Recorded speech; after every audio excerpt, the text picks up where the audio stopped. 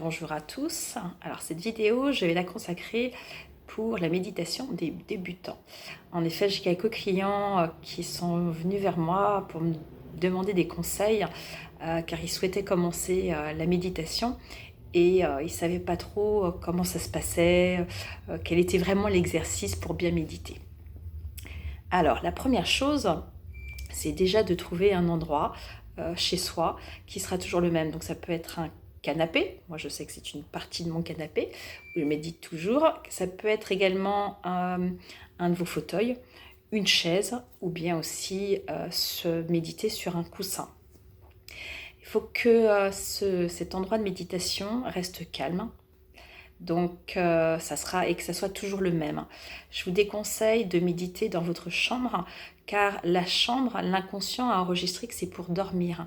Donc, si vous méditez sur votre lit, il y a de fortes chances que vous vous endormiez. Ensuite, en effet, si vous avez des petites surfaces comme donc moi je suis à Paris, qui peut être le cas, eh bien à ce moment-là, choisissez un coin de votre studio où vous allez toujours méditer, donc mettez une chaise ou un coussin, mais évitez, je vous l'ai dit, de méditer sur votre lit. Si c'est un canapé-lit, eh bien remettez-le en canapé à ce moment-là, parce que votre inconscient enregistrera que là c'est le mode canapé et ce n'est pas le mode lit pour méditer. Si vous avez la chance d'avoir un jardin, eh bien, faites-vous plaisir, eh bien, méditez sous un arbre, en fonction effectivement de la saison et du temps. Mais en effet, c'est très agréable de méditer dans la nature. Alors, comme je l'ai dit, c'est de choisir toujours le même lieu de méditation. Car en effet, il se passe c'est que quand on médite, eh bien, le lieu s'imprègne des vibrations de la méditation. Donc, moi, je sais que je médite sur mon canapé, dans mon salon, et donc automatiquement, ça dégage une vibration de douceur, de calme, de sérénité. Il se passe aussi, c'est que de m'asseoir toujours au même endroit, toujours à la partie de mon canapé, eh bien, des moments où je m'assois, mon inconscient enregistre que là, je vais être en mode méditation et ce qui fait que je rentre beaucoup plus rapidement dans la méditation. La deuxième chose, c'est mettez-vous à l'aise. C'est-à-dire que je vous invite, quand vous allez méditer, d'être dans des vêtements amples, de ne pas être serré. Vous pouvez en effet aussi ne pas avoir enlevé vos chaussures. Et également peut-être de se couvrir car on passe dans des ondes alpha et theta et le corps se refroidit. Donc d'avoir un petit châle pour les femmes et une petite couverture ou un gros pull pour les hommes. La troisième chose, c'est de se couper du monde. C'est-à-dire c'est d'éteindre votre téléphone. C'est de prévenir les personnes avec qui vous vivez, donc votre conjoint, les enfants, que vous allez vous consacrer pendant une demi-heure, enfin le temps que vous déterminez, et que durant cet instant, vous ne vous souhaitez que personne ne vous dérange, personne ne rentre dans la pièce. C'est important, car c'est un moment qui est sacré. Si vous avez des animaux domestiques, bon bah là ça sera à votre propre jugement. Le chat risque de monter sur vos genoux pendant que vous méditez, mais comme je vous l'ai dit, c'est important en fait de rester concentré et de ne pas avoir une source extérieure qui puisse vous déranger. Alors ensuite, le but de la méditation, il se passe, qu'on me pose souvent, eh bien c'est de faire le vide. C'est de ne plus penser. Alors vous allez me dire, mais comment on fait pour ne plus penser? Eh bien c'est possible. C'est que à force d'entraînement, eh bien on devient observateur de notre propre pensée. Car il ne faut pas oublier que nous sommes une âme, d'accord, qui s'incarne dans un corps physique qui a un cerveau. Et il se passe c'est que les pensées ne sont que la création de notre cerveau. Nous, en tant qu'âme, nous fonctionnons avec nos intuitions. Et donc, quand nous méditons, on se reconnecte à notre âme. Il se passe c'est que dans la vie de tous les jours, quand on est en onde alpha, bêta, eh bien, ce sont nos pensées qui nous dirigent et non notre âme. Et donc là, la méditation nous remet dans une place d'âme en disant non, là je reprends le pouvoir de qui je suis, de ma pure conscience, et je suis observateur de mes pensées. Donc je reprends pouvoir sur les pensées. Et petit à petit, à force de voir nos pensées passer, c'est un petit peu comme les nuages, et bien petit à petit, eh bien on commence à moins penser pour arriver à un instant où on devient pure conscience. Quand on devient pure conscience, on est connecté à notre âme et c'est dans ces instants-là que nous avons des informations, des intuitions qui sont justes pour nous. Voilà le but de la méditation.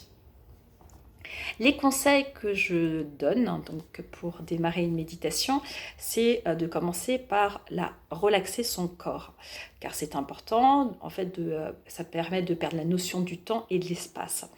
Alors, comment effectivement relaxer son corps?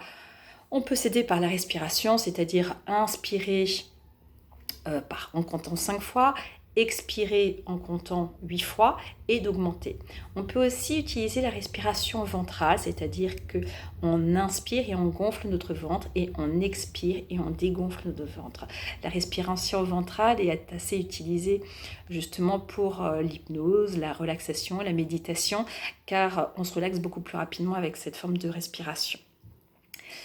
Mais aussi, on peut relaxer son corps en mettant l'attention sur des parties de notre corps. C'est ce qu'on appelle scanner son corps, c'est-à-dire que je ferme les yeux et donc je me concentre sur, je relâche mon front, je relâche mes paupières, je relâche mes joues, je relâche le contour de mes lèvres. Donc je fais un scan de mon corps pour que mon corps devienne de plus en plus lourd. Petit à petit que votre corps va se relaxer, eh bien il se passe, c'est que la respiration va se faire beaucoup plus lente. Votre cœur va aussi battre moins vite. C'est ce qu'on a à ce moment-là va s'instaurer ce qu'on appelle la cohérence cœur-cerveau. On bascule dans les ondes alpha, theta après un certain temps, et dans cet espace-là, c'est l'ouverture vers l'inconscient.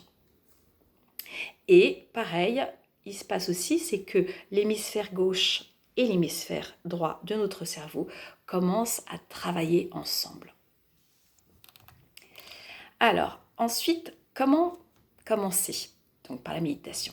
Je conseille la méditation active, qui est par exemple de marcher et d'être beaucoup plus dans l'instant présent quand vous marchez, c'est-à-dire de décortiquer un petit peu tous les mouvements de vos jambes au moment de marcher. C'est pareil, quand vous vous douchez, eh bien, c'est d'être présent du fait que l'eau coule sur votre visage et coule sur votre corps. C'est donc de vivre davantage dans l'instant présent. C'est pareil, le yoga est une méditation active. On est présent dans les gestes de yoga. Je vous invite à lire l'ouvrage d'Eckhart Tolle qui s'intitule « Le moment de l'instant présent » à ce sujet. Personnellement, j'ai commencé à méditer avec la méditation Vipassana, c'est que j'ai découvert dans les centres bouddhistes qui se concentrent sur la respiration. Et je trouve que pour débuter, elle est relativement simple. Il y a une deuxième méditation que je préconise aussi pour débuter, qui est la méditation MBSR, dont vous avez sûrement parlé, qui veut dire Mindfulness Based Stress Reduction, et que donc Christophe André a installé à l'hôpital Sainte-Anne à Paris, qui est donc sans religion. Et c'est une méditation qui est pareil, qui est relativement simple, puisqu'on se concentre sur le corps et sur le scan et sur l'instant présent. On dirige notre attention vraiment sur l'intention et son jugement de son corps.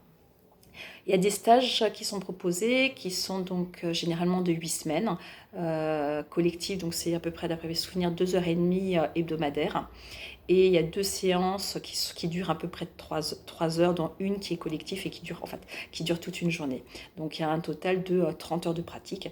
Donc je l'ai faite et je pense que ces 2 méditations pour commencer sont vraiment bien. Si vous ne comprenez pas la méditation, ne la faites pas. Il est juste important de suivre. Ne cherchez pas à comprendre le pourquoi du moment. Suivez juste les directives. Il y a sinon effectivement des méditations guidées aussi sur YouTube. Je vous invite à éviter de mélanger les techniques, surtout quand on démarre, parce que sinon, vous n'allez plus savoir comment méditer. Donc, choisissez une technique de méditation qui vous correspond et intégrez-la un certain temps avant d'aller vers une autre méditation. Car en fait, chaque méditation a son fonctionnement qui lui est propre. Donc, choisissez celle qui vous correspond le mieux. Vous allez me dire ensuite combien de fois, combien de temps, la durée de la méditation. Eh bien, l'idéal, c'est de méditer tous les jours, c'est d'être constant. C'est de trouver un moment dans votre journée qui est, comment dire, l'idéal pour vous. Moi, personnellement, j'aime bien, quand je me lève, méditer. Mais la méditation du soir, je l'aime bien aussi parce que je la trouve beaucoup plus puissante. Surtout qu'il y a beaucoup moins de bruit dans les rues et que c'est moins agité à l'extérieur. Il faut savoir que à chaque fois que vous allez méditer, chaque méditation est différente. La durée idéale pour débuter serait de 20 minutes. Bon, après, si vous pouvez faire 10 minutes et ensuite pousser régulièrement à 20 minutes. Ça permet généralement de vous relaxer et puis de commencer à partir. Mais après, c'est quand vous aurez beaucoup plus de pratique, 45 minutes de temps en temps, ça vous permet vraiment de lâcher et justement d'arriver à cet aspect pure conscience. Alors, la méditation, eh bien, il faut savoir, elle nous rend moins seuls. Ça nous permet d'être beaucoup plus connectés à nous-mêmes et d'être beaucoup plus à l'écoute de nous-mêmes, de savoir ce qui est juste pour nous. Et ça nous apporte beaucoup plus aussi d'amour de nous-mêmes. On est beaucoup moins dépendant des autres et ça permet également de mieux gérer ses propres émotions. Il se passe aussi, c'est que la méditation, à force de pratiquer, on devient beaucoup plus clairvoyant sur les situations, sur les gens. On devient plus authentique envers nous-mêmes et plus confiant aussi dans nos ressentis et dans nos perceptions. Voilà, j'espère que cette vidéo vous a déjà permis de mieux comprendre ce que c'est que la méditation, de vous a répondu à certaines questions que vous aviez. Et puis je vous dirais, lancez-vous parce que c'est vraiment effectivement apaisant de méditer et de méditer tous les jours. À très bientôt.